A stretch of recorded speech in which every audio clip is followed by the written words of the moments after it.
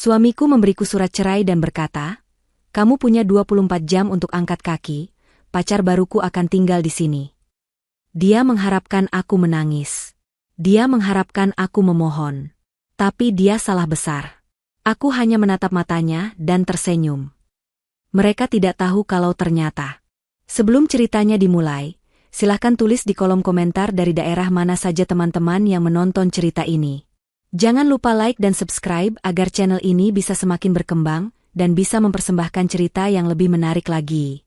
Lantai marmer yang dingin terasa di bawah kaki telanjang Rendra saat dia melangkah ke ruang keluarga yang luas.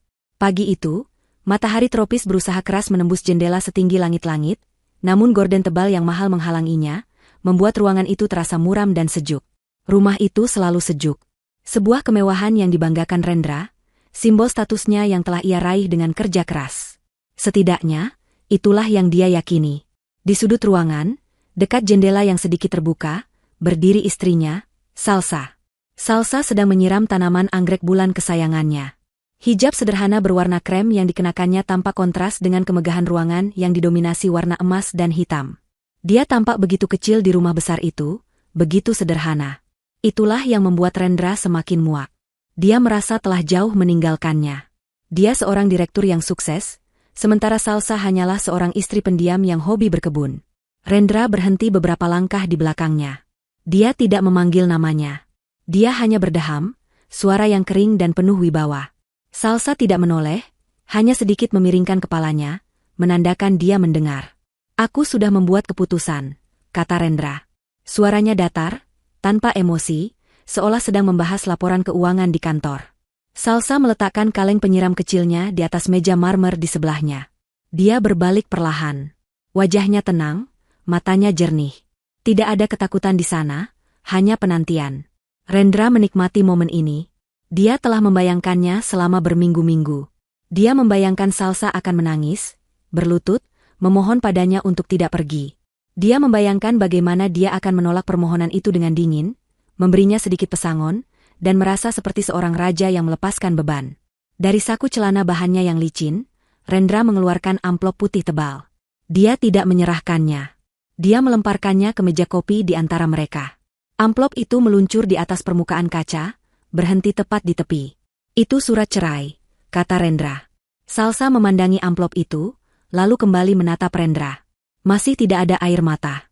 Hanya keheningan yang mengganggu. Kamu punya waktu 24 jam. Lanjut Rendra, suaranya kini diwarnai sedikit kekejaman yang dia nikmati. Kemasi barang-barangmu dan keluar dari sini. Pacar baruku, Vania, akan tinggal di rumah ini mulai besok. Dia menyilangkan tangan di dada, jaket setelannya yang mahal tertarik kencang. Dia menunggu ledakan itu. Tangisan histeris. Makian. Kemarahan. Apa saja. Salsa menatap mata suaminya. Pria yang telah dinikahinya selama 8 tahun. Pria yang dia pikir dia kenal. Pria yang jelas tidak mengenalnya sama sekali. Kemudian, sesuatu yang tidak terduga terjadi. Sesuatu yang membuat darah Rendra sedikit berdesir tidak nyaman. Bibir Salsa perlahan tertarik ke atas. Itu bukan senyum sedih yang dipaksakan. Itu bukan senyum histeris di ambang kegilaan. Itu adalah senyuman yang tenang, tulus, dan ringan. Seolah-olah Rendra baru saja memberitahunya bahwa paket yang ditunggunya telah tiba. Baiklah, Rendra, kata Salsa. Suaranya lembut, tidak bergetar. Rendra membeku. Apa katamu? Kubilang, baiklah. Salsa mengambil langkah kecil ke depan, mengambil amplop itu dari meja. Dia bahkan tidak membukanya. Dia hanya memegangnya dengan santai di satu tangan. 24 jam. Mulai dari sekarang. Ketenangan ini salah. Ini semua salah. Rendra merasa kendali atas situasi ini terlepas dari tangannya. Dia datang untuk menjadi penakluk, untuk mengakhiri sebuah era dengan kemenangannya. Dia tidak datang untuk diterima dengan senyuman. Kamu tidak marah? Tanyanya, suaranya kehilangan sedikit nada arogannya. Marah? Salsa tampak berpikir sejenak. Tidak. Sejujurnya, aku sedikit lega. Bebanku terangkat. Beban? Rendra tertawa sinis, berusaha mendapatkan kembali posisinya. Beban apa? Beban hidup mewah di rumahku? Beban memakai kartu kreditku? Aku yang menanggung beban di sini. Beban memiliki istri yang tidak bisa mengimbangi langkahku. Salsa hanya mengangguk pelan, senyum itu masih ada. Kamu benar. Kamu pasti sangat terbebani. Terima kasih sudah membebaskanku dari semua ini. Rendra menggeram. Dia tidak suka ini. Dia ingin menyakiti Salsa, tetapi kata-katanya tidak menembus. Wanita di depannya ini bukanlah wanita rapuh yang dia pikir dia nikahi. Atau mungkin, dia tidak pernah benar-benar memperhatikannya. Fania jauh lebih baik darimu, desis Rendra, mencoba serangan yang lebih pribadi. Dia cantik, dia bergairah, dia mengerti duniaku. Dia pantas mendapatkan ini semua. Bukan kamu. Aku yakin dia begitu, jawab Salsa lembut. Aku harap kalian berdua sangat bahagia di sini. Ini gila. Rendra merasa seperti sedang berdebat dengan dinding yang tersenyum. Dia menunjuk ke pintu. Mulai berkemas. Aku tidak mau melihat wajahmu lagi saat aku pulang kerja nanti. Aku akan menginap di hotel malam ini bersama Fania. Besok pagi, tepat jam 9, aku akan kembali. Dan aku harap kamu sudah pergi. Jika belum, aku akan menyuruh satpam untuk menyeretmu keluar. Tidak perlu, kata Salsa. Aku akan pergi sebelum jam 9. Rendra menatapnya sekali lagi, mencari tanda-tanda kehancuran. Dia tidak menemukan apapun. Hanya ketenangan yang menakutkan itu. Dia mendengus, merasa kalah meski seharusnya dia yang menang. Dia membalikan badan dan melangkah pergi, suara sepatunya menggema di lantai marmer. Pintu depan terbanting menutup, getarannya terasa di seluruh rumah. Salsa berdiri sendirian di ruang keluarga yang sunyi. Senyum di wajahnya memudar, digantikan oleh ekspresi fokus yang dingin. Dia meletakkan amplop surat cerai itu di atas meja, di sebelah kaleng penyiram. Dia melihat ke sekeliling rumah. Rumah megah yang dibanggakan Rendra. Rumah yang dibeli Rendra dengan gaji besarnya. Rumah yang tidak Rendra ketahui, dibayar lunas menggunakan dana perwalian atas nama Salsa. 24 jam, bisik Salsa pada dirinya sendiri. Dia melihat jam dinding yang elegan. Pukul 9 pagi. Lebih dari cukup. Dia tidak berjalan ke kamar tidur untuk menangis. Dia berjalan ke ruang kerja di lantai 3. Ruangan yang selalu Rendra anggap sebagai tempat hobi konyolnya. Salsa duduk di depan komputer canggihnya, jarinya menari di atas keyboard. Rencana itu sudah lama dia siapkan. Rencana darurat untuk hari ketika kesabarannya habis. Atau ketika Rendra akhirnya menunjukkan sifat aslinya. Hari ini telah tiba. Dan Rendra, dengan kesombongannya, baru saja menyalakan sumbunya sendiri. Senyum kecil itu kembali lagi. Ini bukan senyum kemenangan. Ini adalah senyum seorang ahli strategi yang bidak caturnya baru saja bergerak tepat ke posisi yang diinginkannya. Rendra mengira dia adalah raja. Dia lupa, dalam permainan ini, yang mengendalikan papan adalah sang ratu. Sisa hari itu dihabiskan Salsa dengan metodis. Dia tidak menangis. Tidak ada waktu untuk kesedihan, yang ada hanya efisiensi. Dia mengambil satu koper berukuran sedang dari gudang. Bukan koper desainer mahal yang dibelikan Rendra untuk pamer, tapi koper kain sederhana namun kokoh yang dia miliki sejak sebelum menikah. Dia masuk ke kamar tidur utama mereka. Kamar itu besar, dengan tempat tidur ukuran raja dan lemari pakaian yang luasnya seperti sebuah ruangan kecil. Disinilah ironi terbesar dimulai. Rendra selalu mengejek selera berpakaian Salsa. Dia membelikannya gaun-gaun mahal dan perhiasan mencolok, memaksanya memakai barang-barang yang membuatnya tidak nyaman. Salsa tidak pernah menyukai barang-barang itu. Dia membuka lemari pakaiannya yang besar. Di satu sisi tergantung pakaian-pakaian mahal pilihan Rendra. Di sisi lain, tergantung pakaian sederhana miliknya. Beberapa gamis katun, blus longgar, dan koleksi hijab praktisnya. Salsa hanya mengemasi pakaian sederhananya. Dia melipatnya dengan rapi ke dalam koper.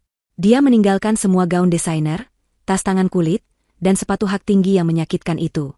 Dia tidak membutuhkannya di tempat tujuannya. Ponselnya berdering. Itu Rendra. Salsa membiarkannya berdering sampai berhenti. Beberapa saat kemudian, sebuah pesan masuk. Fania tidak sabar untuk mendekorasi ulang lemari pakaianmu. Dia bilang seleramu payah. Salsa tersenyum kecil. Dekorasi ulang. Ide bagus. Pekerjaan berikutnya lebih penting. Dia pergi ke ruang kerja di lantai 3. Ini adalah wilayah kekuasaannya. Rendra jarang masuk ke sini. Dia menganggap ruangan ini membosankan. Penuh dengan buku-buku dan apa yang dia sebut, peralatan komputer aneh. Dia tidak tahu bahwa di balik dinding palsu yang tampak seperti rak buku, terdapat sebuah brankas canggih. Salsa memindai sidik jarinya dan retinanya. Brankas itu terbuka tanpa suara. Di dalamnya bukanlah perhiasan atau uang tunai.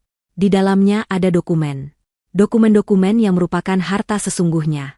Dia mengeluarkan beberapa map tebal. Yang pertama berisi sertifikat kepemilikan asli rumah ini, atas namanya, Salsa Kirana. Dibeli lunas sebelum dia menikah, menggunakan dana warisan dari ayahnya yang Rendra anggap miskin. Map kedua berisi akta pendirian perusahaan tempat Rendra bekerja. Di sana tertera nama pemilik saham mayoritas anonim, yang diwakili oleh sebuah perusahaan induk. Dan Salsa memegang kendali penuh atas perusahaan induk itu. Rendra, sang direktur keuangan yang sombong, hanyalah seorang karyawan. Seorang karyawan yang posisinya diberikan kepadanya oleh wanita yang baru saja dia usir. Dia juga mengambil laptop kerjanya yang terenkripsi, beberapa hard drive eksternal, dan buku catatan kecil berisi kode akses. Semua ini masuk ke dalam tas laptop yang tampak biasa saja. Koper berisi pakaian, dan tas berisi kekuatannya. Hanya itu yang dia butuhkan. Sore harinya, saat Salsa sedang memindahkan beberapa pot tanaman favoritnya ke dalam kotak untuk dibawa, bel pintu berbunyi. Salsa melihat melalui interkom. Rendra. Dan di sebelahnya, seorang wanita yang menempel di lengannya. Fania. Salsa menghela napas. Dia tidak mengharapkan ini. Rendra bilang dia tidak akan kembali sampai besok. Rupanya, mereka datang untuk menikmati pertunjukan. Salsa membuka pintu. Rendra tersenyum angkuh. Fania, wanita dengan rambut dicat pirang cerah dan riasan tebal, memandangnya dari atas ke bawah dengan tatapan menghina. Dia jelas sengaja berpakaian provokatif. Wah, masih di sini, kata Rendra. Kamu bilang aku punya waktu 24 jam. Jawab Salsa tenang. Aku tahu. Tapi Fania ingin melihat rumah barunya. Kami datang untuk mengukur ruangan. Benar kan, sayang? Rendra mencium pipi Fania. Fania tertawa, suaranya melengking. Ya. Dan aku ingin melihat proses pengusiran jilbaber membosankan ini. Kudengar kamu hanya mengemas satu koper? Menyedihkan sekali. Fania melenggang masuk, Rendra mengikutinya. Mereka berjalan melewati Salsa seolah dia adalah perabot. Wow, rumah ini bahkan lebih besar dari yang kuingat. Seru Fania. Aku akan ganti semua gorden ini. Terlalu suram. Seperti pemilik lamanya. Salsa hanya diam, kembali memasukkan pot anggrek terakhirnya ke dalam kotak. Oh, kamu mau membawa bunga-bunga jelek itu? Fania mencibir. Rendra, sayang, kita akan punya taman mawar impor, kan? Apapun yang kamu mau, Fania, kata Rendra, matanya tertuju pada Salsa, menikmati setiap detik penghinaan ini. Salsa mengabaikan mereka. Dia membawa kotak tanaman dan koper pakaiannya ke dekat pintu depan.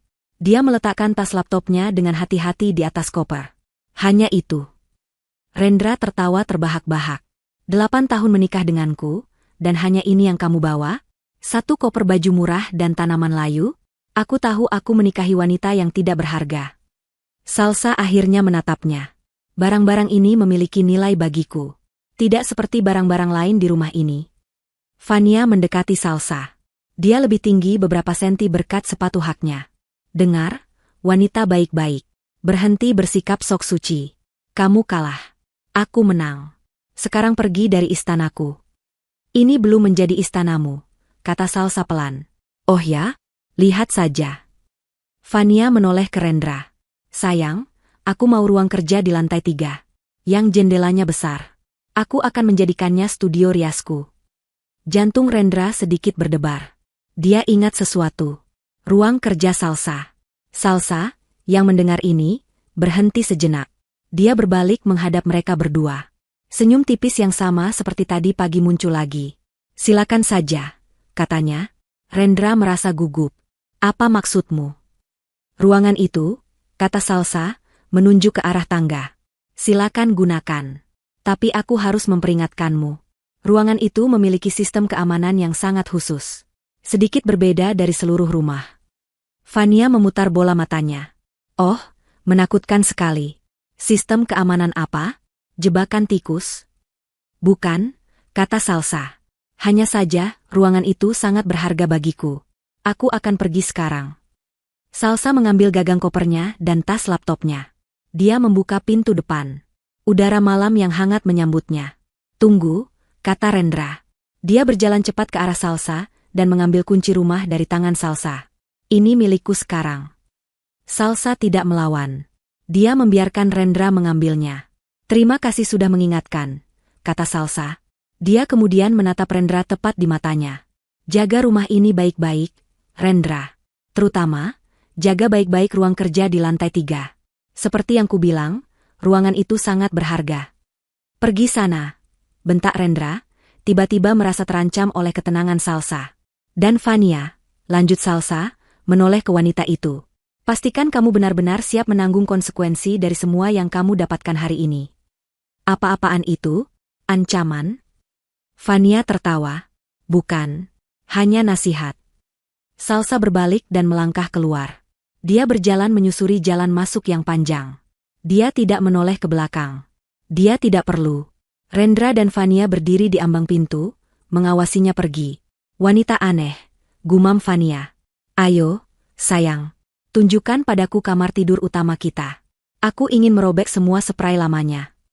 Rendra mengangguk, tetapi matanya masih tertuju pada sosok Salsa yang menghilang di kegelapan. Peringatan tentang ruang kerja itu bergema di benaknya. Ah, persetan, pikirnya. Itu hanya gertakan sambal dari seorang wanita yang kalah. Dia menutup pintu dengan keras, mengunci dunia lama di luar. Dia tidak tahu bahwa dia baru saja mengunci dirinya di dalam sangkar yang dia bangun sendiri. Di ujung jalan, sebuah mobil hitam sederhana berhenti. Salsa membuka pintu dan masuk. Pengemudi, seorang pria parubaya yang rapi, mengangguk padanya. Semua sudah siap, Nona Salsa? Semua siap, Pak Budi, jawab Salsa sambil mengenakan sabuk pengamannya. Ayo kita mulai.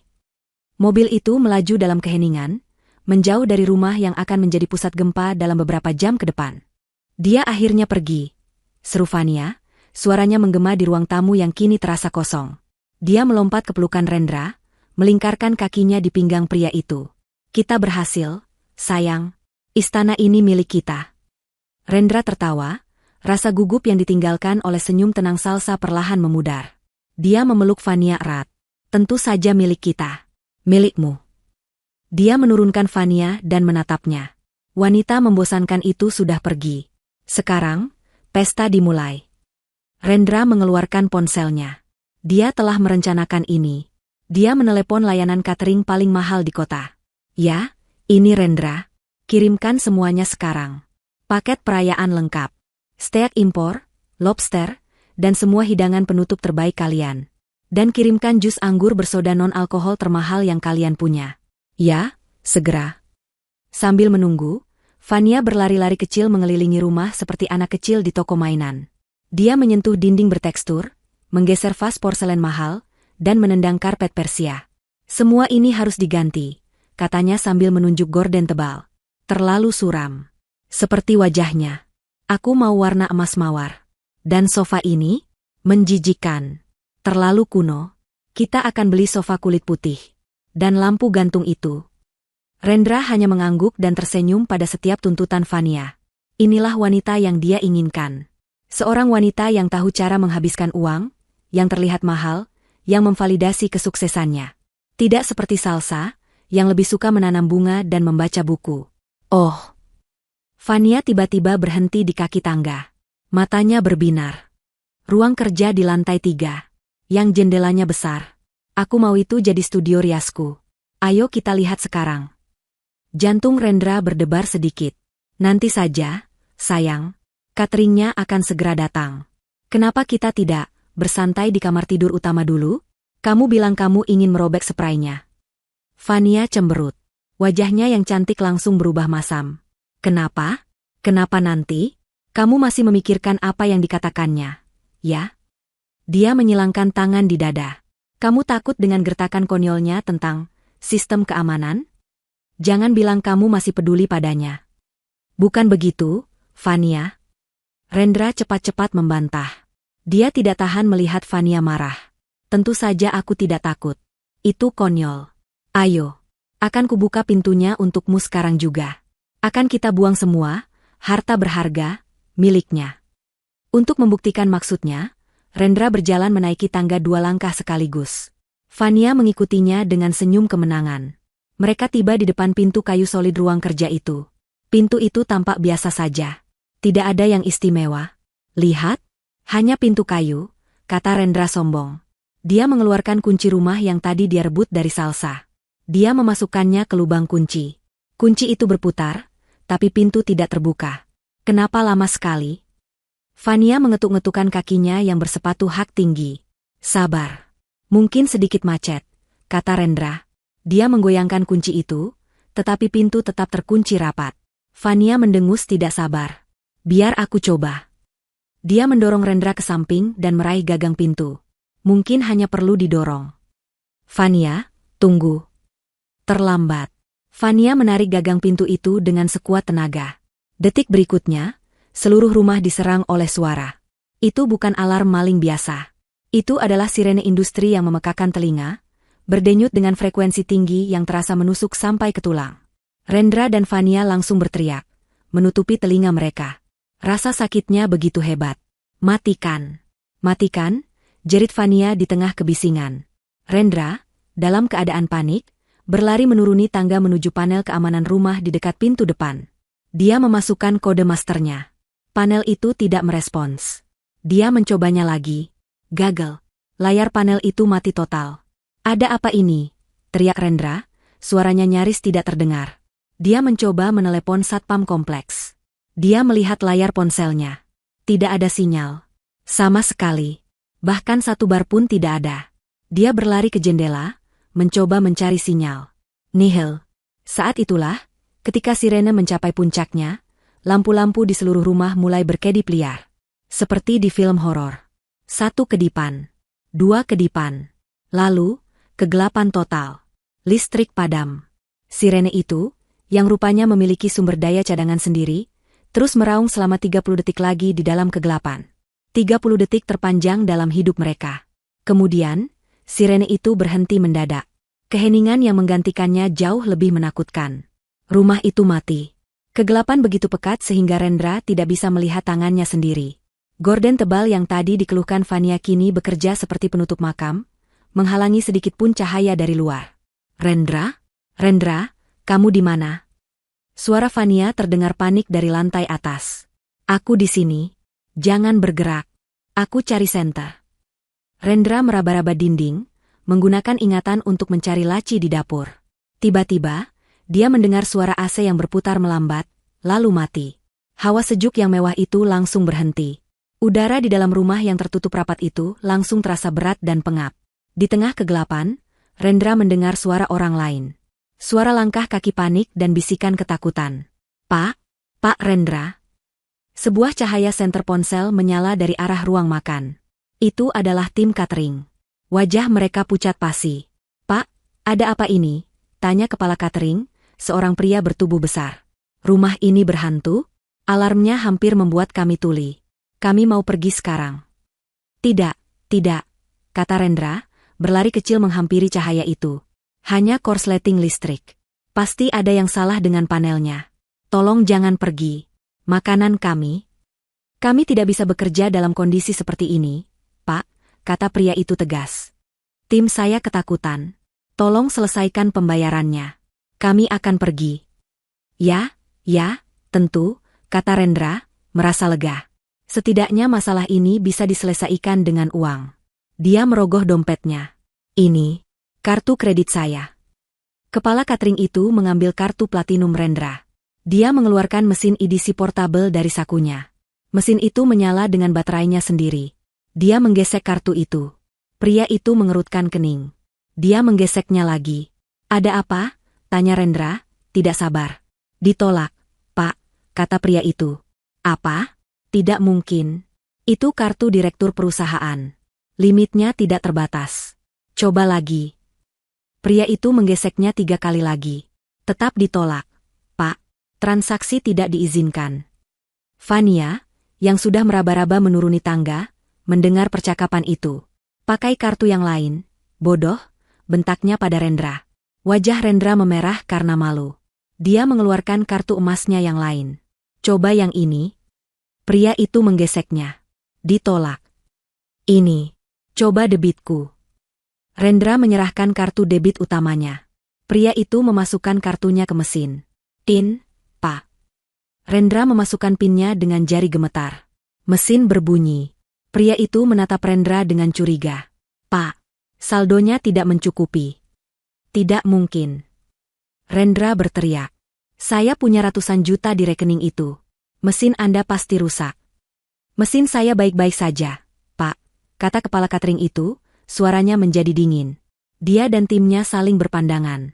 Sepertinya Anda mencoba menipu kami. Saya tidak menipu. Kami pergi. Dan kami bawa semua makanannya. Tim catering mulai mengemasi kotak-kotak makanan dalam gelap. Tunggu. Jangan. Fania mencoba meraih salah satu kotak. Jangan sentuh. Pria itu menepis tangan Fania. Anda belum membayarnya. Kami akan melaporkan ini sebagai penipuan, Pak Rendra. Selamat menikmati rumah gelap Anda. Dengan sumpah serapah, tim catering itu pergi, membawa serta makanan dan satu-satunya sumber cahaya. Mereka membanting pintu depan, meninggalkan Rendra dan Fania dalam kegelapan total sekali lagi. Keheningan kembali menyelimuti. Berat dan panas. Keringat mulai membasahi kemeja mahal Rendra. Rendra? Suara Fania bergetar, bukan lagi karena marah, tapi karena ketakutan. Kenapa kartumu ditolak? Rendra tidak punya jawaban. Dia meraba-raba mencari ponselnya, mengangkatnya tinggi-tinggi. Masih tidak ada sinyal. Tidak ada cara untuk memeriksa rekening banknya. Tidak ada cara untuk menelepon siapapun. Tiba-tiba, Fania mulai berteriak. Jeritan yang melengking dan penuh amarah. Apa yang terjadi? Kenapa kartumu ditolak? Rumah macam apa ini? Ini semua salahmu. Dia mulai memukul-mukul dada Rendra dalam gelap. Rendra mencoba menangkap tangannya, tapi dia hanya bisa terdiam. Kengerian dingin menjalari tulang punggungnya. Dia tidak takut pada kegelapan. Dia tidak takut pada Fania. Dia takut pada satu hal, gambaran wajah Salsa di benaknya. Wajah tenang, hijabnya yang rapi, dan senyum tipisnya. Jaga baik-baik ruang kerja itu. Dia sadar, dengan rasa mual yang hebat, bahwa ini bukan kecelakaan. Ini bukan korsleting. Ini adalah sebuah eksekusi. Dan dia baru saja masuk ke dalam perangkap dengan sukarela. Malam itu adalah neraka terpanjang yang pernah Rendra alami. Rumah mewah itu, simbol statusnya, telah berubah menjadi penjara yang panas dan kedap udara. Tanpa listrik, sistem pendingin udara sentral mati total. Udara di dalam rumah yang tertutup rapat dan berlapis peredam suara itu, menjadi pengap dan panas dalam hitungan jam. Keringat membasahi pakaian mahal mereka, menempel di kulit mereka dengan tidak nyaman. Sistem air di rumah itu bergantung pada pompa listrik. Itu berarti toilet tidak bisa dibilas. Saluran air tidak berfungsi. Mereka tidak bisa mandi, bahkan tidak bisa mencuci muka. Kemewahan berganti menjadi kekumuhan dalam sekejap. Jendela-jendela setinggi langit-langit, yang dirancang untuk keamanan, tertutup rapat dan hanya bisa dibuka secara elektronik. Mereka menjadi panel-panel kaca yang menyegel Rendra dan Fania di dalam, seperti spesimen dalam toples. Fania adalah yang pertama hancur. Setelah berjam-jam berteriak, menangis, dan menyalahkan Rendra, dia akhirnya terdiam karena kelelahan di sofa ruang tamu yang lengket. Riasan mahalnya telah luntur, meninggalkan corengan hitam di pipinya yang basah oleh air mata dan keringat. Gaun pestanya robek di salah satu sisi. Dia tidak terlihat seperti ratu lagi, dia terlihat seperti orang yang putus asa. Rendra, di sisi lain, menghabiskan malam itu dengan panik. Dia menemukan satu titik di dekat jendela dapur di mana, jika dia mengangkat ponselnya tinggi-tinggi, dia bisa mendapatkan satu bar sinyal yang lemah. Itu tidak cukup untuk menelepon, tetapi cukup untuk membuat aplikasi perbankannya berputar-putar tanpa henti, mencoba memuat. Koneksi gagal. Waktu habis. Tidak dapat mengambil data. Setiap pesan kegagalan terasa seperti pukulan di perut. Dia tidak bisa mengakses uangnya. Seluruh kekayaannya, identitasnya, lenyap dalam semalam. Pikirannya berpacu. Apakah ini perampokan siber? Apakah akunnya diretas? Tapi alarm di ruang kerja itu terlalu spesifik. Ini pasti ada hubungannya dengan Salsa. Tapi bagaimana? Bagaimana mungkin wanita pendiam yang hobi berkebun itu melakukan ini? Saat fajar pertama yang pucat mulai menembus gorden tebal, menerangi ruangan dengan cahaya abu-abu yang redup, Rendra dan Fania sudah dalam kondisi menyedihkan. Mereka bau, lengket, dan putus asa. Lalu, bel pintu berbunyi. Suara itu, begitu normal dan biasa, mengejutkan mereka berdua. Rendra terlonjak dari lantai tempat dia duduk bersandar. Harapan membuncah di dadanya. Pasti satpam. Atau tukang listrik yang akhirnya dia berhasil hubungi setelah ratusan kali mencoba. Bantuan datang. teriaknya, suaranya serak. Dia berlari ke pintu depan, membuka kunci manualnya dengan tangan gemetar, dan menarik pintu itu hingga terbuka. Dia menyipitkan mata ke cahaya pagi yang terang. Di depan pintu tidak berdiri seorang tukang listrik berseragam. Yang berdiri di sana adalah 3 pria dan 1 wanita. Semuanya mengenakan setelan bisnis berwarna gelap yang rapi dan mahal. Wajah mereka kaku, profesional, dan tanpa emosi. Di belakang mereka, berdiri 2 penjaga keamanan berseragam hitam pekat, seragam yang tidak Rendra kenali sebagai satpam kompleks. Mereka tampak seperti pengawal pribadi. Pria yang memimpin, yang paling tinggi dengan rambut perak di pelipisnya, menatap Rendra dari atas ke bawah. Dia mengamati kemeja Rendra yang kusut dan bernoda keringat, rambutnya yang acak-acakan, dan wajahnya yang panik dengan ekspresi jijik yang nyaris tidak terlihat. "Selamat pagi," kata pria itu. Suaranya dingin dan tajam. "Kami dari Nusantara Capital Management. Tim manajemen aset." Rendra bingung. Otaknya yang lelah berjuang untuk memproses. "Manajemen aset? Syukurlah. Ada masalah listrik besar di rumah saya. Semuanya mati." Alarm berbunyi dan pria itu mengangkat tangannya, menghentikan penjelasan panik Rendra. "Maaf, Pak," kata pria itu. "Anda siapa?" Pertanyaan itu begitu sederhana, begitu tidak terduga, sehingga Rendra terdiam. Apa maksudmu?" "Saya Rendra. Rendra Aditama. Direktur Keuangan, Teknologi Gemilang. Ini rumah saya." Pria itu menggeleng pelan, seolah sedang berbicara dengan anak kecil yang bandel. "Saya khawatir Anda salah, Pak." Dia mengangkat sebuah tablet yang dipegangnya. Dia memutarnya menghadap Rendra. Di layar terpampang foto rumah itu, beserta serangkaian dokumen. "Menurut catatan kami," pria itu melanjutkan, suaranya yang datar memotong udara pagi, "rumah ini adalah aset perusahaan nomor 001. Aset ini dialokasikan sebagai fasilitas kediaman khusus untuk Chief Executive Officer, Teknologi Gemilang, Nona Salsa Kirana." Dunia Rendra seakan miring. Lantai di bawah kakinya terasa bergoyang. "CEO?" bisiknya, tenggorokannya kering. "Salsa? Itu tidak mungkin. Itu konyol. Dia istriku. Dia tidak bekerja. Dia hanya di rumah mengurus tanaman." Pria berjas itu mengabaikan ledakan emosi Rendra. Dia melanjutkan seolah sedang membacakan laporan cuaca. "Kami baru saja menerima surat pengunduran diri Nona Salsa dari posisinya sebagai CEO pagi ini, efektif segera. Bersamaan dengan itu, Nona Salsa juga telah menginstruksikan kami, sebagai firma manajemen aset yang mengelola seluruh kepemilikan Nusantara Capital, untuk mengamankan properti ini." Nusantara Capital. Rendra mengulangi nama itu. Nama itu terdengar samar-samar. Sebuah perusahaan induk raksasa yang misterius. "Nona Salsa telah mengkonfirmasi bahwa dia sudah tidak tinggal di sini," lanjut pria itu. "Karena Anda bukan lagi pasangan resmi dari penghuni yang terdaftar, dan penghuni itu sendiri telah mengosongkan tempat ini, kehadiran Anda dianggap sebagai pelanggaran properti." "Siapa kalian?" Sebuah suara melengking memecah keheningan. Fania telah tiba di belakang Rendra. Penampilannya bahkan lebih buruk. Dia menarik-narik piyama sutra Rendra yang dipinjamnya, yang kini basah oleh keringat. "Apa yang kalian lakukan di sini?" "Pergi dari rumah kami," jerit Fania. "Rendra, usir mereka. Panggil polisi." Pria berjas itu mengalihkan pandangannya yang dingin ke Fania. "Dan Anda, Nona?" "Fania, ya," katanya, memeriksa tabletnya sejenak. "Anda sama sekali tidak terdaftar dalam properti ini. Status Anda saat ini adalah penyusup." "Penyusup?" Fania melenguh. Pria itu mengangguk singkat kepada 2 penjaga keamanan di belakangnya. Para penjaga itu melangkah maju, berdiri mengapit pintu. "Kalian berdua," kata pria itu, kini menatap Rendra dan Fania, "memiliki waktu 1 jam. Tepat 60 menit. Untuk mengumpulkan barang-barang pribadi Anda yang bisa Anda bawa dengan tangan, dan meninggalkan lokasi. Jika Anda menolak, kami memiliki wewenang untuk mengeluarkan Anda secara paksa." "Barang pribadi?"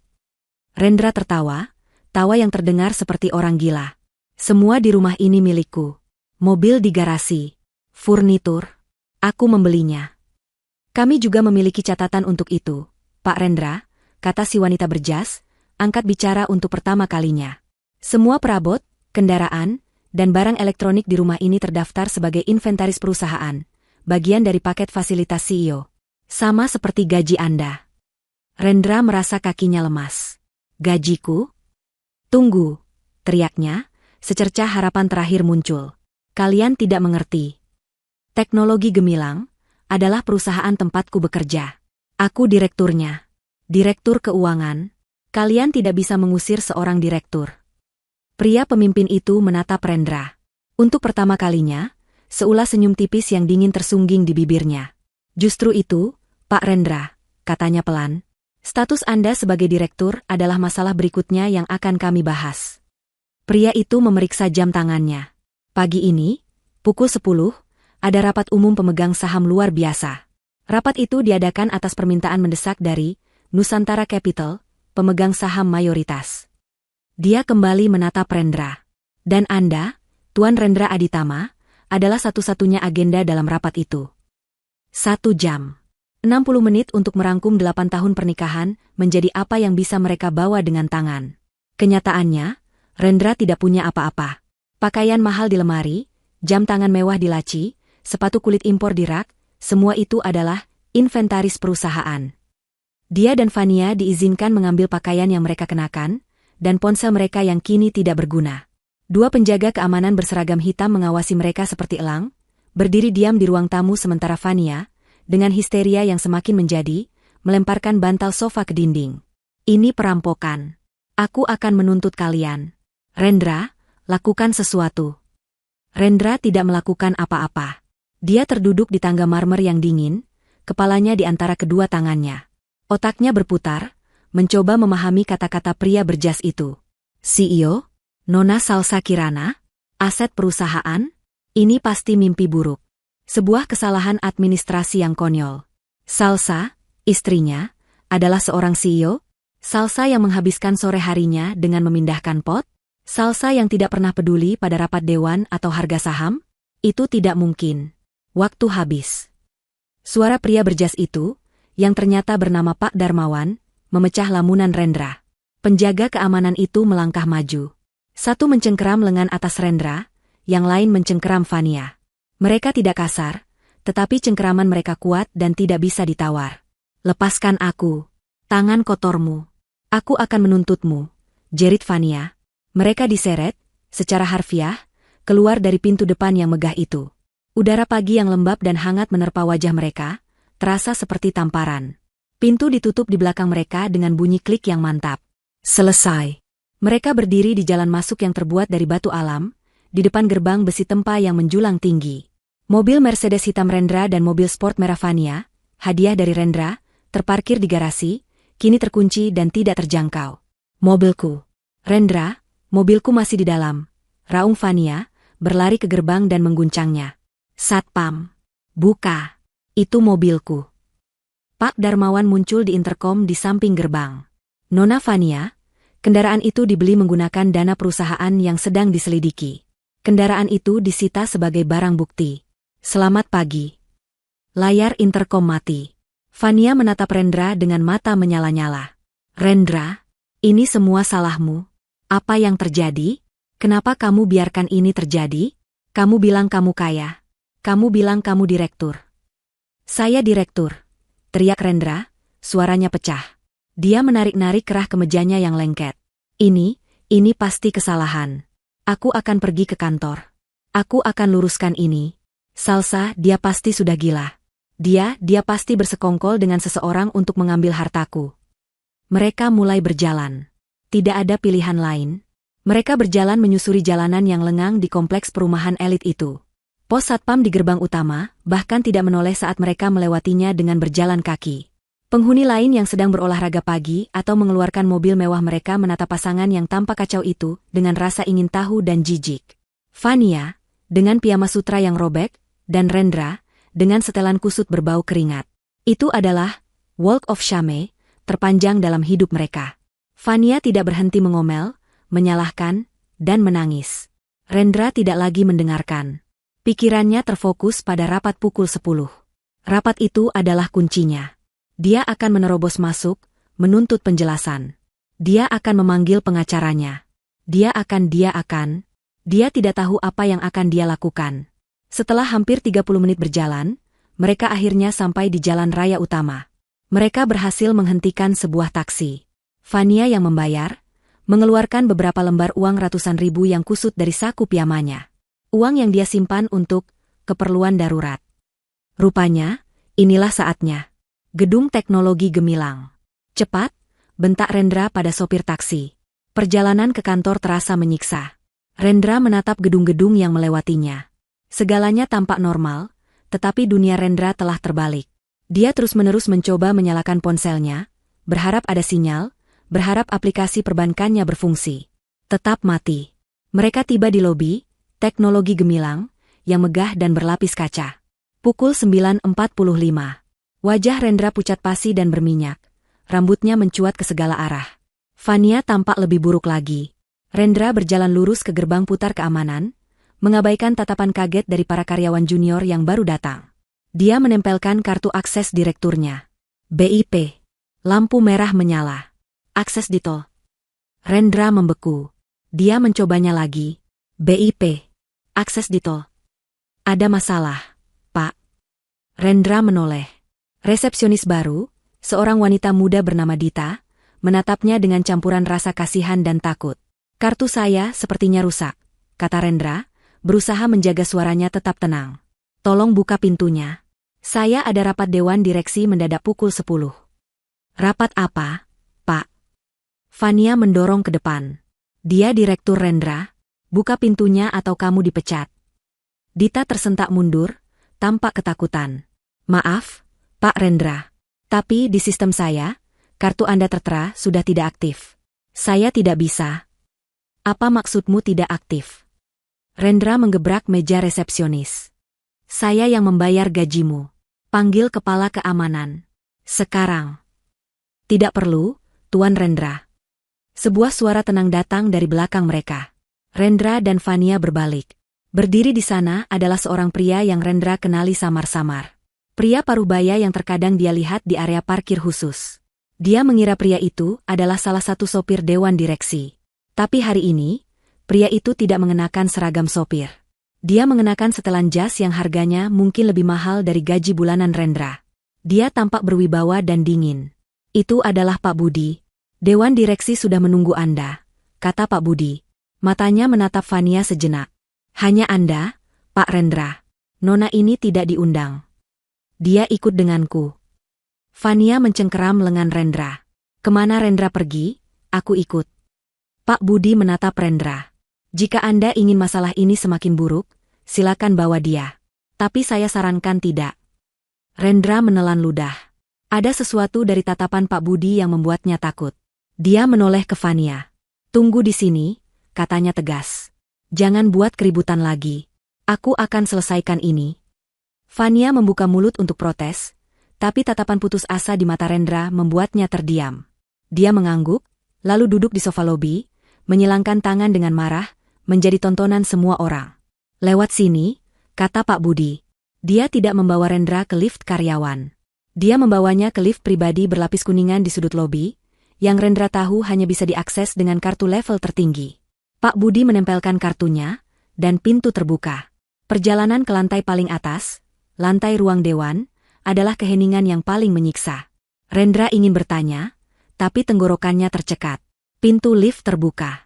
Bukan ke lobi, tapi langsung ke dalam ruang rapat dewan direksi yang sangat besar. Rendra melangkah keluar, matanya menyipit menyesuaikan diri dengan cahaya redup di ruangan itu. Meja mahoni yang panjang dan berkilau itu sudah terisi penuh. Seluruh anggota dewan direksi ada di sana.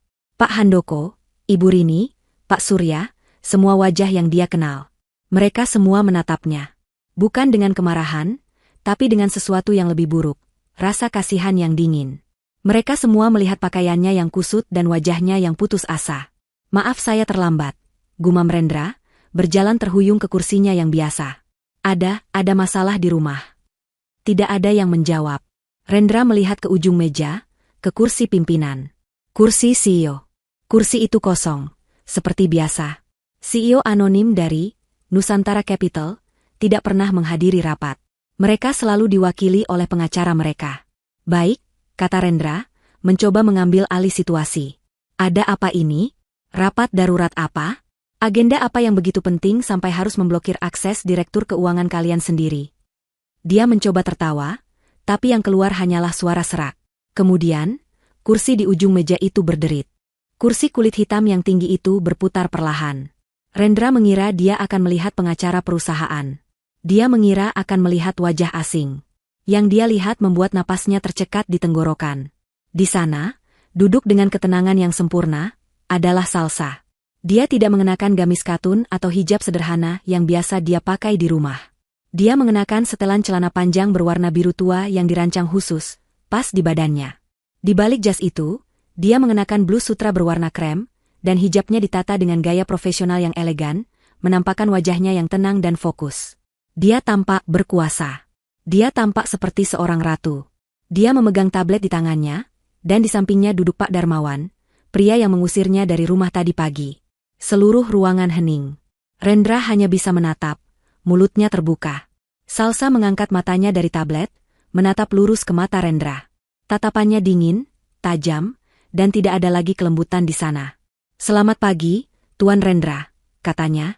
Suaranya jernih, tenang, dan sedikit diperkuat oleh sistem audio di ruangan itu. Suara itu menggema. "Terima kasih sudah bergabung dengan kami, meskipun penampilan Anda agak kurang pantas." Beberapa anggota dewan menunduk untuk menyembunyikan senyum mereka. "Silakan duduk," lanjut Salsa. "Mari kita mulai presentasi tentang audit keuangan Anda." Rendra tidak bisa bergerak. Dia hanya bisa berbisik. Suaranya nyaris tak terdengar. "Salsa? Salsa?" Suara Rendra bergetar, lebih mirip rintihan bingung daripada pertanyaan. Apa-apaan ini? Ini semacam lelucon?" Dia menoleh ke anggota dewan lainnya. "Kalian semua? Apa ini? Kenapa dia duduk di situ?" Fania, yang entah bagaimana berhasil menyelinap melewati resepsionis yang teralihkan perhatiannya dan naik lift berikutnya, menerobos masuk ke pintu ruang rapat yang tidak tertutup rapat. "Rendra, apa yang Dia berhenti. Matanya tertuju pada Salsa. Dia tertawa, tawa yang melengking dan tidak percaya. "Salsa? Kamu? Si tukang kebun? Apa yang kamu lakukan di kursi itu? Kamu menyelinap ke sini?" "Satpam." Tidak ada yang bergerak. Pak Budi, yang berdiri di dekat pintu, hanya menatap Fania dengan dingin. Salsa menghela napas, seolah terganggu oleh serangga kecil. "Pak Budi, tolong antar nona ini keluar. Dia tidak punya urusan di sini." "Jangan sentuh aku," jerit Fania. "Kamu tidak bisa memerintahku." "Rendra, katakan padanya." Tapi Rendra tidak mengatakan apa-apa. Dia masih menatap Salsa. Kengerian dingin mulai menjalari tulang punggungnya saat kepingan-kepingan teka-teki yang mustahil mulai menyatu. Salsa mengabaikan Fania. Dia mengalihkan perhatiannya kembali ke meja rapat. "Mohon maaf atas gangguannya. Seperti yang saya katakan, kita di sini untuk rapat umum pemegang saham luar biasa. Pak Darmawan, silakan bacakan notulensi pembukaannya." Pak Darmawan berdiri. "Rapat ini diadakan atas permintaan Nusantara Capital, pemegang 90% saham Teknologi Gemilang. Rapat ini diadakan untuk memberhentikan dan menuntut pertanggungjawaban hukum terhadap Direktur Keuangan, Tuan Rendra Aditama." Rendra tersentak. 90%? Itu tidak mungkin. Nusantara hanya punya 60%. "Dan siapa kamu yang berani bicara?" bentaknya pada Salsa. Pak Handoko, anggota dewan tertua, akhirnya angkat bicara, suaranya berat karena kekecewaan. "Rendra, tenanglah. Dan tunjukkan rasa hormat. Anda sedang berbicara dengan pemilik perusahaan ini." "Pemilik?" Rendra tertawa getir. "Pemiliknya adalah CEO anonim dari Nusantara. Seorang investor pertapa. Bukan dia." "Izinkan saya meluruskan," suara Salsa memotong. Tenang, tajam, dan penuh otoritas. "Saya adalah Salsa Kirana, putri tunggal dari almarhum Rahmat Kirana, pendiri Nusantara Capital." Rendra membeku. Rahmat Kirana, ayah Salsa. Pria yang selalu dia anggap sebagai pegawai negeri rendahan yang meninggal terlalu cepat. Pria yang warisannya, Rendra kira, hanyalah sebuah rumah kecil di pinggir kota yang sudah dijual. "Ayah saya," lanjut Salsa, matanya menatap lurus ke arah Rendra, "lebih suka hidup sederhana. Dia membangun Nusantara Capital dari nol, sebuah perusahaan induk yang kini mengendalikan puluhan anak perusahaan, termasuk Teknologi Gemilang. Saat beliau meninggal, beliau mewariskan segalanya padaku. Saya adalah pemilik tunggal. Saya adalah CEO anonim yang Anda semua laporkan." Keheningan di ruangan itu begitu pekat, hingga Rendra bisa mendengar detak jantungnya sendiri yang berdebar kencang di telinganya. Itu bohong, bisik Rendra. Jika itu benar, kenapa aku? Kenapa kamu menjadi direktur? Salsa sedikit memiringkan kepalanya. Pertanyaan bagus. 8 tahun lalu, saat kita menikah, aku naif. Aku mencintaimu. Aku pikir kamu ambisius dan cerdas. Aku ingin kamu merasa berhasil atas usahamu sendiri. Jadi, aku menempatkanmu di sini. Aku memberimu posisi, memberimu gaji yang besar, memberimu rumah fasilitas perusahaan yang kusebut sebagai rumah kita. Aku pikir, dengan suamiku sendiri yang mengelola keuangan, investasiku akan aman. Salsa berhenti sejenak, tatapannya mengeras. Aku ingin kita membangun sesuatu bersama. Aku tidak sadar bahwa selama ini, kamu sedang sibuk membangun kerajaan kecilmu sendiri di belakangku. Rendra mulai berkeringat dingin. Dia mencengkeram tepi meja untuk menopang tubuhnya. Aku membiarkan kesombonganmu, kata Salsa. Aku membiarkanmu meremehkanku di rumah kita sendiri. Aku membiarkanmu mengejek hobi berkebunku, padahal kamu tidak tahu aku sedang memantau bursa saham dari ruang kerjaku.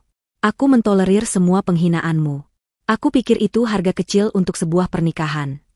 Dia berdiri, berjalan perlahan ke layar besar di ujung ruangan. Tapi ada satu hal yang tidak bisa saya tolerir, Tuan Rendra. Pencurian.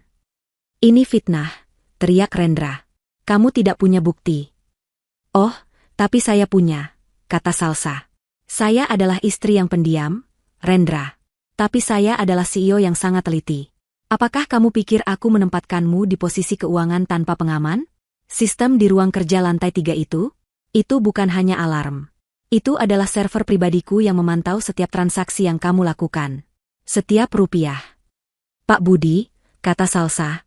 Pak Budi, yang ternyata adalah kepala audit internal, Nusantara Capital, orang kepercayaan ayah Salsa, melangkah maju dan menyalakan proyektor. Layar di dinding menyala. Itu adalah neraka pribadi Rendra yang dipamerkan untuk dilihat semua orang. Diagram alir yang rumit menunjukkan transfer dana dari teknologi gemilang ke rekening perusahaan cangkang. Lalu ke rekening luar negeri. Lalu kembali ke rekening pribadi di Indonesia, atas nama-nama fiktif. Perusahaan-perusahaan ini, Pak Budi menjelaskan dengan suara datar, digunakan oleh Tuan Rendra untuk menyedot dana operasional. Selama 2 tahun terakhir, totalnya mencapai 73 miliar rupiah. Anggota Dewan terkesiap. Rendra menjadi putih seperti kertas. 73 miliar. Bisik Pak Handoko, tampak ngeri. Dan untuk apa uang itu digunakan? Lanjut Pak Budi, mengganti slide. Layar kini menampilkan serangkaian foto. Foto Fania, berpose di depan mobil sport merahnya. Diikuti oleh salinan faktur pembelian mobil, dibayar lunas dari salah satu rekening fiktif. Slide berikutnya, foto Fania dan Rendra berlibur di Maladewa, tertawa di sebuah bungalow mewah di atas air. Diikuti oleh tagihan resor, dibayar oleh rekening fiktif yang lain. Slide berikutnya, akta sewa apartemen mewah di pusat kota. Atas nama Fania. Dibayar penuh untuk 5 tahun ke depan. Fania, yang masih berdiri di ambang pintu, melihat foto-fotonya sendiri. Wajahnya pucat pasi. Nona Fania di sini. Salsa angkat bicara, suaranya dingin, bukan hanya pacar baru. Dia adalah kaki tangan yang sangat mahal. Dia telah dengan senang hati menikmati hasil jarahan dari perusahaan ini. Rendra akhirnya roboh ke kursinya. Selesai. Semuanya selesai. Kamu tahu semua ini, bisiknya pada Salsa. Sudah berapa lama? Salsa berjalan kembali ke kursinya. Aku sudah tahu tentang Fania selama 6 bulan. Aku tahu tentang penggelapan ini selama lebih dari setahun. Aku mengumpulkan bukti, Rendra. Aku menunggu. Aku memberimu kesempatan untuk mengaku. Setiap hari, aku menunggumu untuk pulang dan jujur padaku. Tapi kamu tidak pernah melakukannya. Kemarin, kata Salsa, suaranya sedikit melembut, kamu memberiku surat cerai. Kamu memberiku ultimatum 24 jam. Kamu pikir kamu sedang membuang beban. Padahal, kamu baru saja menandatangani surat pengakuanmu sendiri. Kamu membebaskanku dari keraguan terakhirku. Rendra menatap istrinya, mantan istrinya. Wanita yang dia remehkan. Wanita yang dia hina. Wanita yang ternyata memegang seluruh hidupnya di telapak tangannya. Dewan direksi, kata Salsa, suaranya kembali tegas, telah memberikan suara bulat pagi ini, 1 jam sebelum Anda tiba. Anda, Rendra Aditama, dengan ini diberhentikan dari semua posisi Anda di Teknologi Gemilang dan seluruh anak perusahaan Nusantara Capital dengan tidak hormat. Bagus. Pecat aku. Aku tidak peduli, teriak Rendra, sebuah keberanian putus asa yang terakhir. Aku akan mengambil uangku dan pergi. Salsa menatapnya dengan tatapan yang hampir kasihan. Uangmu? Oh, Rendra. Apakah kamu tidak mengerti? Kartu kreditmu, rekening bankmu, semuanya dibekukan pagi ini atas perintah pengadilan. Semua asetmu, termasuk yang kamu curi, telah disita. Rendra menatap kosong.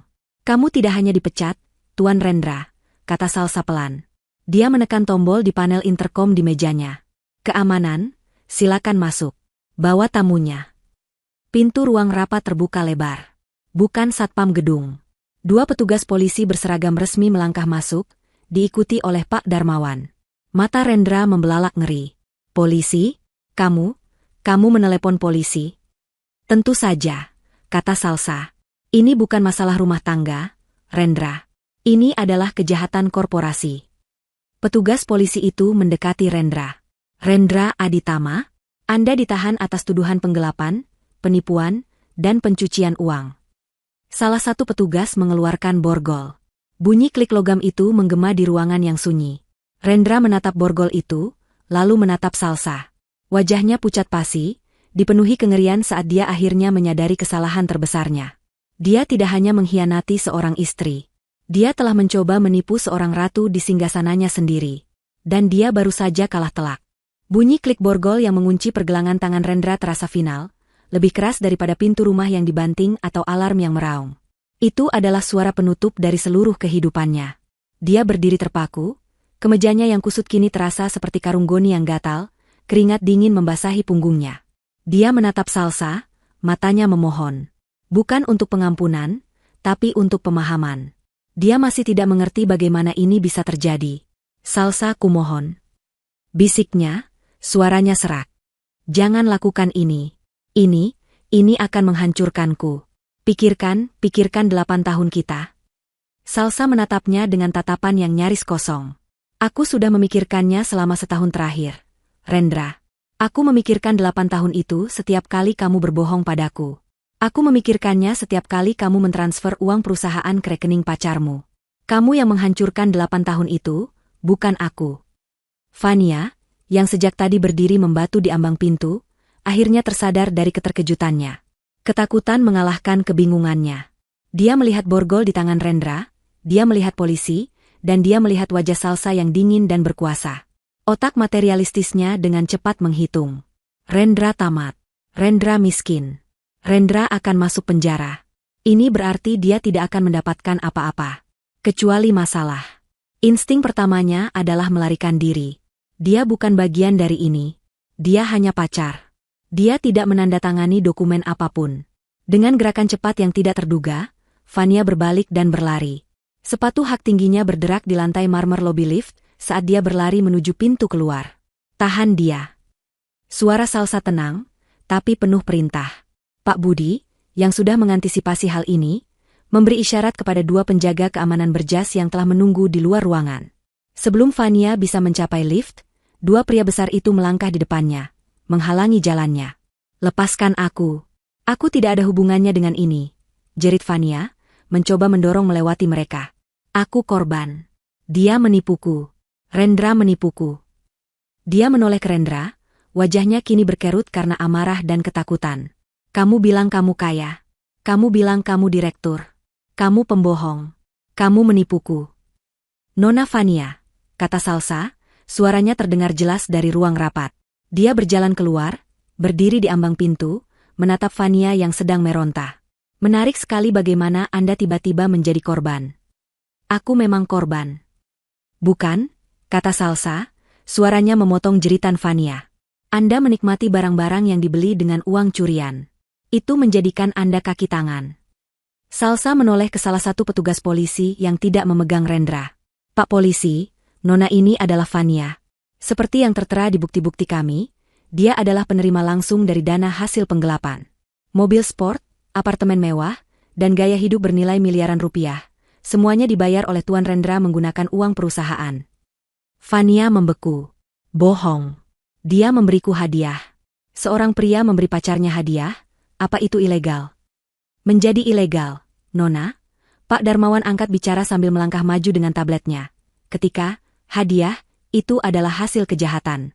Anda tahu betul Tuan Rendra memiliki seorang istri.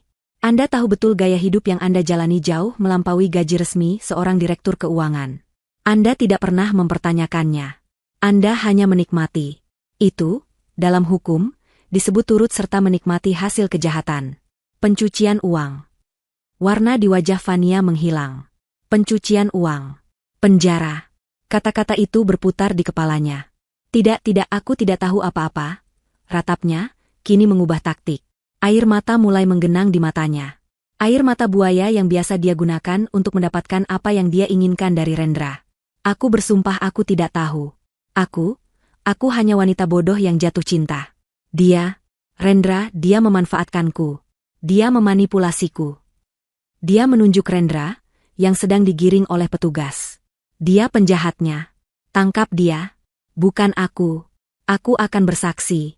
Aku akan menceritakan semuanya. Rendra, yang sudah putus asa, mendengar ini. Dia menatap Fania dengan tidak percaya. Wanita yang tadi pagi dia sebut sebagai pacar barunya, wanita yang membuatnya membuang salsa, kini berbalik melawannya dalam hitungan detik untuk menyelamatkan dirinya sendiri. Fania, bisiknya, rasa sakit dari pengkhianatan ini hampir sama tajamnya dengan borgol di tangannya. Diam, kau penipu, jerit Fania padanya. Petugas polisi kedua mendekati Fania. Nona, Anda harus ikut kami ke kantor untuk dimintai keterangan. Hanya keterangan, kan? Tanya Fania cepat, matanya berbinar penuh harap. Aku akan bekerja sama. Aku akan membantu kalian. Tentu, kata petugas itu datar. Lalu dia menoleh ke seorang polwan yang telah menunggu bersamanya. Tolong amankan Nona ini. Polwan itu melangkah maju. Nona Fania, mohon serahkan barang-barang pribadi Anda. Apa? Ini tasku. Ini ponselku. Dan kalung Anda, kata polwan itu, menunjuk ke kalung berlian besar yang melingkari leher Fania. Ini? Fania memegang kalung itu. Ini hadiah. Itu adalah barang bukti, kata Pak Darmawan, lagi. Faktur pembeliannya ada di layar tadi. Dibeli dengan rekening perusahaan cangkang nomor 3. Tangan Fania gemetar saat polwan itu dengan tenang membuka kaitan kalung itu dan memasukkannya ke dalam kantong barang bukti. Jam tangan Anda, lanjut polwan itu. Jangan. Fania memeluk pergelangan tangannya. Jam tangan bertabur berlian itu adalah favoritnya. Nona, jangan mempersulit keadaan. Dengan isak tangis yang tertahan, Fania menyerahkan jam tangan itu. Anting-anting Anda. Sepatu Anda. Tas Anda. Satu persatu, semua simbol status yang dibanggakan Fania, semua barang yang membuatnya merasa lebih unggul dari Salsa, dilucuti darinya di lobi kantor yang ramai. Karyawan yang lewat mulai berhenti, berbisik, dan mengambil foto dari kejauhan. Fania kini berdiri di sana, gaun pestanya yang kusut, yang juga ternyata barang bukti, kini tampak konyol. Rambut pirangnya berantakan, riasannya luntur total karena air mata dan keringat. Dia tidak lagi terlihat mahal. Dia terlihat murahan dan putus asa. Dia menatap Salsa, yang masih berdiri dengan tenang, hijabnya rapi, setelannya sempurna. Di mata Fania, Salsa kini terlihat seperti monster yang tenang dan tak terkalahkan.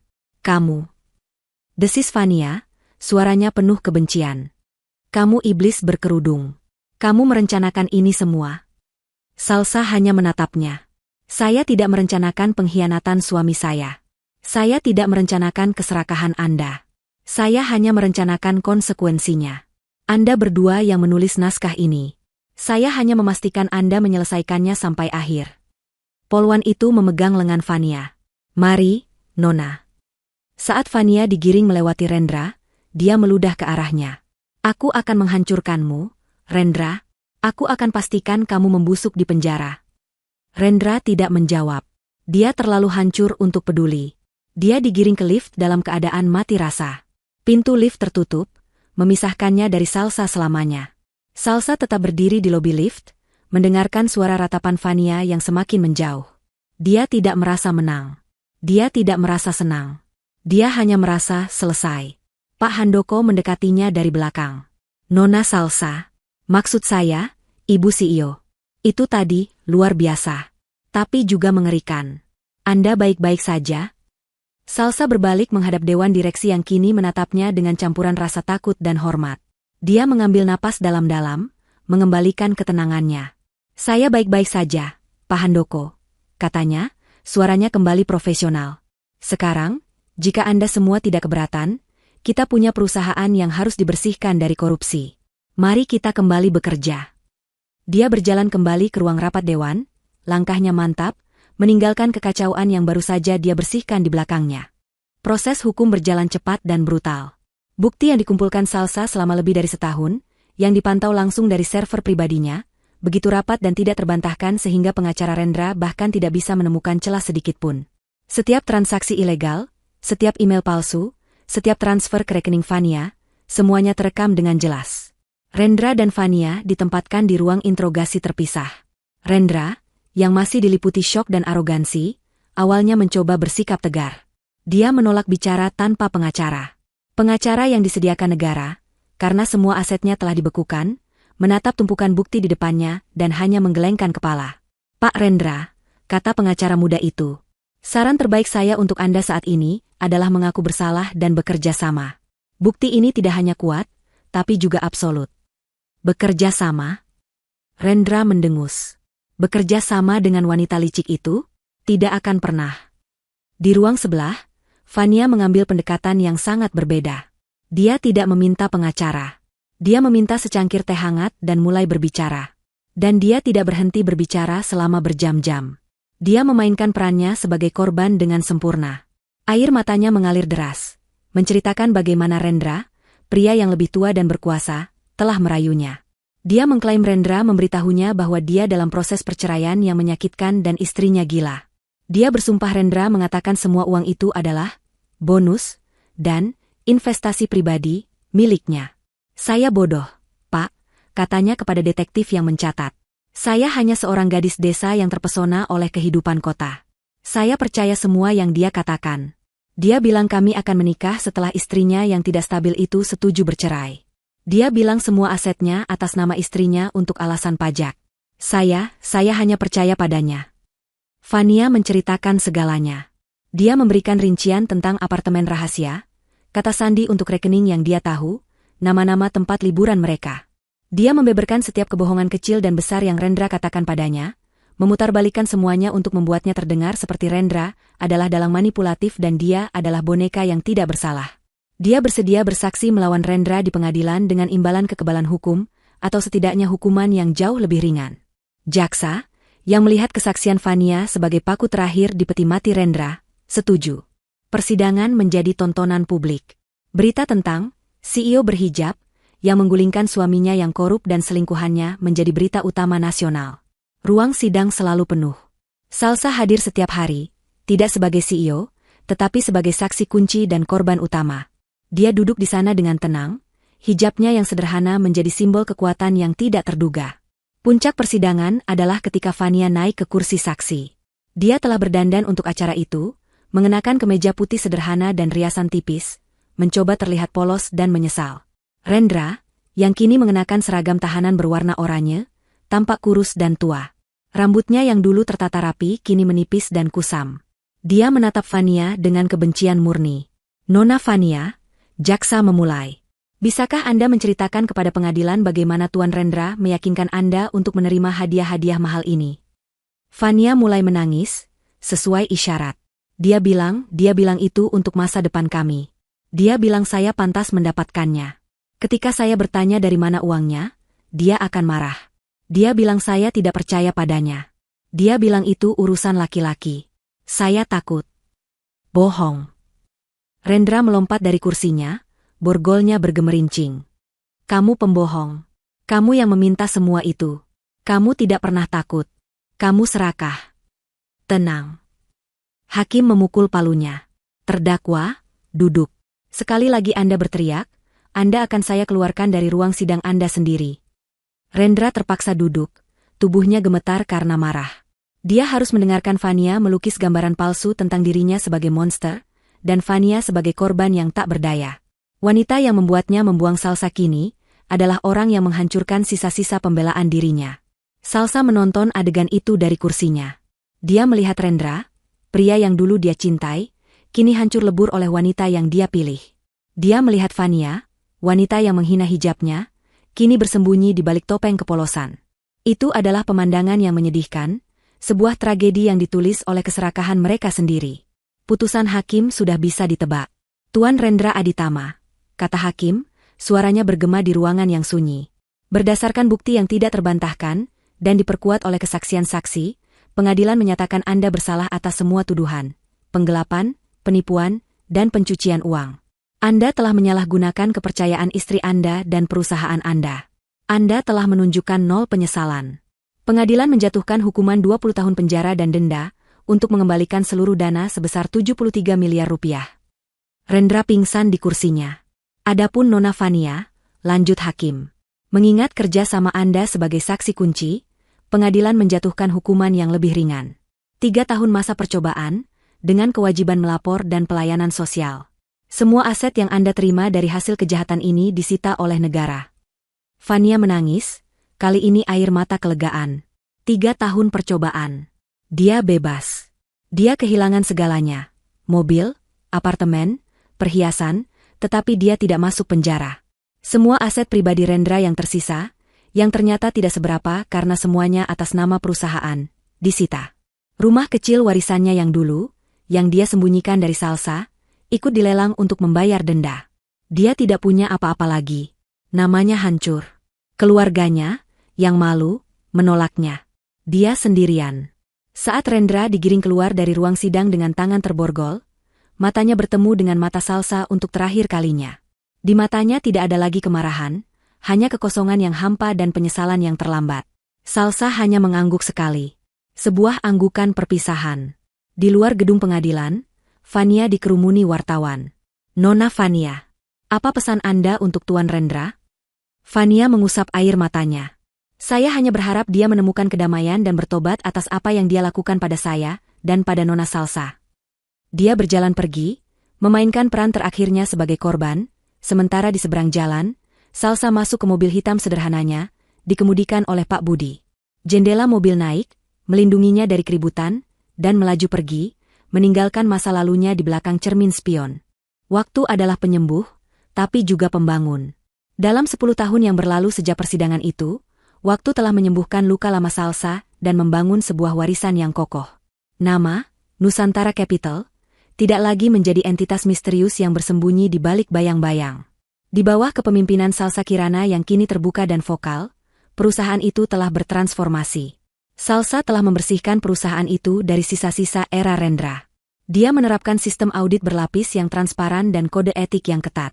Dia tidak hanya memimpin dengan otaknya, tetapi juga dengan hatinya.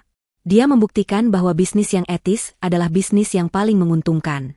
Di bawah arahannya, Nusantara Capital berekspansi ke sektor energi terbarukan dan teknologi pendidikan, membuat perusahaan itu tidak hanya kaya secara finansial, tetapi juga kaya secara sosial. Hari ini, Salsa memimpin rapat dewan direksi di ruangan yang sama tempat Rendra dihancurkan. Tapi suasananya sangat berbeda. Ruangan itu kini terasa lebih terang, panel kayu gelapnya diimbangi dengan karya seni modern yang cerah. Pak Handoko, yang kini menjadi penasihat seniornya, mengangguk setuju saat Salsa mempresentasikan laporan kuartal terakhir. Seperti yang Anda lihat, kata Salsa, suaranya tenang dan percaya diri, divisi filantropi kita telah berhasil meluncurkan program beasiswa di 5 provinsi. Ini bukan hanya tentang citra perusahaan. Ini adalah investasi pada sumber daya manusia negara kita. Laba kita meningkat 12%, dan dampak sosial kita meningkat 20%. Pak Budi, yang kini menjadi tangan kanan resminya sebagai Chief Operating Officer, menambahkan, semua ini berkat visi jangka panjang Ibu CEO. Karyawan kita loyal. Omset pekerja di titik terendah dalam sejarah perusahaan. Mereka bangga bekerja di sini. Salsa tersenyum tulus. Terima kasih, Pak Budi. Kerja bagus untuk semua tim. Tidak ada lagi ketakutan atau intrik di ruangan itu. Hanya ada rasa hormat. Salsa telah menjadi pemimpin yang dia kagumi. Kuat, adil, dan berbelas kasih. Dia bukan lagi wanita pendiam yang menyiram tanaman, meskipun dia masih menyukai anggrek bulan. Dia kini adalah seorang ratu yang membangun kerajaannya di atas fondasi yang kokoh, bukan di atas pasir kesombongan. Setelah rapat, Salsa memiliki agenda pribadi. Pak Budi sudah menunggunya di lobi dengan mobil hitam sederhana yang sama. Mereka tidak menuju ke penthouse mewah atau villa di puncak bukit. Mereka menuju ke kompleks perumahan lama, ke rumah yang pernah menjadi saksi bisu pengkhianatan Rendra. Saat mereka tiba, gerbang besi tempat itu terbuka. Tapi di baliknya bukan lagi halaman yang sunyi dan angker. Halaman itu kini penuh dengan tawa anak-anak. Ada ayunan, perosotan, dan taman bunga yang terawat indah. Papan nama di depan pintu marmer itu telah diganti. Bukan lagi, kediaman Rendra Aditama. Sekarang bertuliskan, Rumah Aman Kirana, tempat perlindungan dan awal baru. Salsa telah mengubah istana yang dingin itu menjadi rumah aman bagi perempuan dan anak-anak korban kekerasan dalam rumah tangga. Dia melangkah masuk. Interiornya tidak bisa dikenali lagi.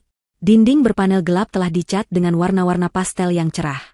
Ruang tamu yang dulu dipenuhi perabot pamer yang kaku kini menjadi ruang komunal yang nyaman dengan sofa-sofa besar, rak buku yang penuh, dan area bermain anak. Seorang wanita muda berhijab, yang sedang mengajari seorang anak laki-laki membaca, mendongak dan tersenyum. Ibu Salsa. Selamat datang. Assalamualaikum, Rina, sapa Salsa hangat. Bagaimana kabar Adam hari ini? Anak laki-laki itu berlari dan memeluk kaki Salsa. Bunda Salsa. Aku sudah bisa baca, kucing. Salsa tertawa dan mengelus kepala anak itu. Pintar sekali. Salsa berkeliling, menyapa para penghuni. Dia tahu nama mereka semua. Dia mendengarkan cerita mereka. Dia bukan hanya donatur, dia adalah mentor dan pelindung. Dia berjalan menaiki tangga marmer menuju lantai 3. Dia berhenti di depan pintu ruang kerja lamanya. Pintu itu kini terbuka lebar. Tidak ada lagi alarm yang menakutkan atau server yang tersembunyi. Ruangan itu telah diubah menjadi ruang terapi seni yang tenang. Kanvas-kanvas lukisan memenuhi dinding, kuas dan cat tertata rapi. Seorang psikolog sedang memandu sesi melukis untuk beberapa wanita. Disinilah dia dulu memantau kehancuran Rendra. Sekarang, di ruangan yang sama, dia memantau proses penyembuhan banyak orang. Dia telah mengambil racun dari masa lalunya dan mengubahnya menjadi obat bagi orang lain. Ketenangan ini adalah kekuatannya. Dia tidak lagi hidup dalam bayang-bayang kebohongan.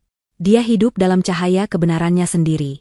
Hijabnya bukan lagi simbol istri yang pendiam, tetapi simbol seorang pemimpin yang teguh pada prinsipnya. Sementara itu, ratusan kilometer jauhnya, di luar tembok tinggi sebuah penjara, seorang pria melangkah keluar ke bawah terik matahari. Dia kurus kering, kulitnya pucat pasi. Rambutnya yang dulu hitam legam kini tipis dan berwarna abu-abu kusam. Dia mengenakan pakaian bekas yang diberikan oleh penjara. Di tangannya ada sebuah amplop coklat berisi uang beberapa ratus ribu rupiah, upah terakhirnya bekerja di dapur penjara selama 10 tahun. Itu adalah Rendra Aditama. Dia bebas, setelah hukumannya dipotong setengah karena berperilaku baik. Dia berdiri di depan gerbang, menyipitkan mata. Dunia terasa asing dan terlalu berisik. Dia berjalan tanpa tujuan ke terminal bus terdekat. Dia menggunakan sedikit uangnya untuk membeli tiket ke kota. Kota yang dulu menjadi miliknya. Dia tiba di kota saat sore hari. Dia lapar, lelah, dan benar-benar sendirian. Dia masuk ke sebuah warung makan kecil yang kumuh di pinggir jalan, memesan semangkuk nasi dan sepotong telur dadar. Di sudut warung, sebuah televisi tabung tua yang gambarnya berbintik sedang menyiarkan berita sore. Rendra makan perlahan, tidak memperhatikan. Lalu, sebuah wajah muncul di layar. Wajah yang menghantuinya setiap malam selama 10 tahun. Wajah itu adalah Salsa. Tapi Salsa yang berbeda. Dia tampak bersinar, percaya diri, dan tenang. Dia sedang diwawancarai di depan sebuah gedung baru yang megah. Penyiar berita berkata, Salsa Kirana, CEO, Nusantara Capital, hari ini meresmikan rumah sakit anak gratis terbaru yang didanai penuh oleh yayasannya. Seorang visioner sejati yang menggabungkan kesuksesan bisnis dengan hati nurani. Rendra membeku. Sendok di tangannya bergetar. Dia menatap layar. Dia melihat wanita yang dia sebut membosankan. Wanita yang dia buang. Wanita yang kini dipuji sebagai pahlawan oleh seluruh negeri. Di warung kumuh itu, dikelilingi bau minyak jelantah dan suara lalat, Rendra menatap layar. Dia menatap kesuksesan Salsa. Dia menatap kesuksesannya yang hilang. Dia menatap kehidupannya yang telah dia hancurkan dengan tangannya sendiri. Nasi di mulutnya terasa seperti pasir. Dia tidak bisa menelannya. Kengerian yang sebenarnya baru saja dimulai. Penjara yang sebenarnya ada di luar sini. Rendra mendorong piringnya menjauh. Dia tidak lagi lapar. Dia hanya merasakan kehampaan yang dingin dan menggerogoti. Dia membayar makanannya dan melangkah kembali ke jalanan yang bising. Dia tidak punya tujuan. Dia tidak punya siapa-siapa untuk dihubungi. Keluarganya telah mencoret namanya bertahun-tahun lalu, malu atas skandal yang dia timbulkan. Dia berjalan tanpa arah. Kota itu telah berubah drastis dalam 10 tahun. Gedung-gedung pencakar langit baru menjulang, banyak di antaranya membawa logo N. Perak dari Nusantara Capital. Perusahaan salsa ada di mana-mana. Di bus kota, di papan reklame digital, di taman-taman kota yang baru. Rasanya seperti kota itu sendiri mengejeknya, memamerkan semua yang seharusnya bisa menjadi miliknya. Dia berjalan sampai kakinya melepuh di dalam sepatu bututnya. Malam mulai turun, membawa hawa dingin yang menusuk tulang. Dia tidak punya tempat untuk tidur. Dia tidak punya uang untuk menyewa kamar termurah sekalipun. Dia adalah hantu di pesta kotanya sendiri. Kakinya membawanya ke area pasar malam yang ramai dan kumuh. Suara musik dangdut bercampur dengan teriakan pedagang. Dia mencari tempat untuk duduk, sekadar mengistirahatkan tubuhnya yang lelah. Dia melihat sebuah warung tenda pecel lele yang ramai. Tiba-tiba, dia mendengar suara pecahan piring, diikuti oleh makian kasar. Bodoh! Kamu lihat apa yang kamu lakukan. Tumpah semua. Suara seorang pria paruh baya yang gemuk, pemilik warung, membentak. Rendra menoleh. Dia melihat seorang pelayan wanita sedang berjongkok, buru-buru memunguti pecahan beling dan lele goreng yang berserakan di tanah yang kotor. Maaf, Pak, saya tersandung. Suara pelayan itu bergetar karena takut. Maaf. Apa maafmu bisa mengganti uangku? Kamu tahu berapa harga lele sekarang? Gaji kamu saya potong. Lagi, bentak pria itu. Pelanggan lain menatap dengan campuran kasihan dan jijik. Rendra tidak peduli pada keributan itu, sampai pelayan itu berdiri dan berbalik ke bawah cahaya lampu neon. Waktu seakan berhenti. Rendra mengenali wajah itu. 10 tahun telah mengukir garis-garis kejam di wajah yang dulu cantik itu. Rambut pirang cerahnya kini kusam dan diikat seadanya. Riasan tebal yang dulu dia banggakan kini digantikan oleh riasan murah yang luntur karena keringat. Dia mengenakan seragam kaos oranye pudar yang kebesaran dengan noda-noda sambal. Itu Fania. Mata mereka bertemu di seberang keramaian.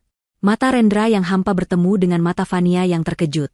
Selama sepersekian detik, dunia mereka menyusut hanya menjadi mereka berdua. Tidak ada kata-kata. Yang ada hanyalah pemahaman yang telanjang dan brutal. Mereka melihat di wajah satu sama lain cermin dari kehancuran mereka sendiri. Kebencian, penyesalan, dan rasa malu yang luar biasa berputar di antara mereka. Fania adalah yang pertama memutus kontak mata. Wajahnya memerah karena malu yang mendalam. Dia berbalik dengan cepat, meraih lap kotor, dan mulai mengepel lantai yang becek, punggungnya gemetar. Dihina di depan pria yang menghancurkannya, adalah karma yang tidak bisa dia tanggung.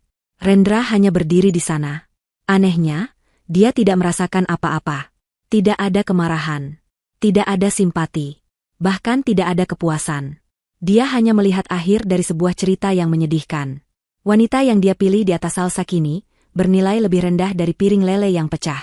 Dia berbalik dan berjalan pergi, meninggalkan Fania dalam neraka kecilnya sendiri. Hujan mulai turun. Awalnya gerimis, lalu menjadi deras. Rendra tidak punya payung. Dia basah kuyup dalam hitungan detik. Dia berjalan terus, tidak peduli. Dinginnya air hujan menembus pakaian tipisnya, membuatnya menggigil. Dia tidak tahu kemana dia pergi, tetapi kakinya yang seolah memiliki ingatan sendiri, membawanya ke lingkungan lamanya. Lingkungan elit yang dulu dia kuasai. Dia berdiri di seberang jalan dari rumah lamanya. Rumah itu. Tapi rumah itu bersinar. Cahaya hangat tumpah dari setiap jendela. Taman yang dulu kaku kini rimbun dan hidup. Bahkan di tengah hujan, tempat itu tampak seperti suar kehangatan. Rumah aman Kirana. Rendra berdiri di bawah halte bus yang atapnya bocor, menggigil dalam kegelapan. Dia melihat ke seberang jalan, seperti seorang pengemis yang melihat ke dalam ruang pesta. Sebuah mobil hitam sederhana berhenti di depan gerbang. Mobil yang dia kenali. Pak Budi keluar dari kursi pengemudi, membuka payung besar. Lalu, pintu penumpang terbuka. Salsa melangkah keluar. Dia 10 tahun lebih tua, tapi dia tampak lebih tenang, lebih anggun dari sebelumnya. Hijab berwarna gading membingkai wajahnya yang damai. Dia tidak mengenakan setelan bisnis. Dia mengenakan blus sederhana dan rok panjang. Dia tersenyum pada Pak Budi. Pintu gerbang terbuka dari dalam. Sekelompok anak kecil berlari keluar, tertawa riang, tidak peduli hujan. Bunda Salsa. Bunda Salsa datang. Mereka berlari dan memeluk Salsa. Salsa tertawa, tawa yang tulus dan penuh kebahagiaan. Dia memeluk anak-anak itu, lalu Pak Budi menyerahkan sebuah kotak besar dari bagasi. "Hati-hati, ini kue coklat hangat," kata Salsa kepada anak-anak itu, suaranya terdengar samar melintasi jalanan yang sepi. Dia, dikelilingi oleh tawa anak-anak dan dilindungi oleh payung Pak Budi, berjalan masuk ke dalam rumah. Pintu terbuka, memperlihatkan interior yang hangat dan penuh kehidupan. Lalu pintu itu tertutup, membawanya kembali ke dalam dunianya yang penuh cahaya. Dia tidak pernah melihat ke seberang jalan. Dia tidak pernah melihat pria basah kuyup yang menggigil dalam kegelapan. Dia tidak pernah melihat Rendra. Bagi Salsa, Rendra Aditama bahkan tidak ada. Dia telah dihapus sepenuhnya dari kehidupannya. Dia telah dilupakan. Rendra menatap pintu yang tertutup itu. Itulah akhir. Bukan penjara. Bukan Fania yang menyedihkan. Bukan kehilangan uang. Ini adalah karmanya. Dihapus. Dilupakan. Menjadi tidak ada bagi satu-satunya orang yang seharusnya dia hargai. Kekuatan di kakinya hilang. Rendra Aditama, mantan direktur yang sombong, merosot ke trotoar yang basah dan kotor. Dia duduk di sana, dalam kegelapan, di tengah hujan lebat, sendirian. Di seberang jalan, rumah yang seharusnya menjadi miliknya, kini bersinar dengan kehidupan dan kebahagiaan yang tidak akan pernah bisa dia sentuh. Dia telah kehilangan segalanya, justru karena dia telah mendapatkan semua yang dia inginkan.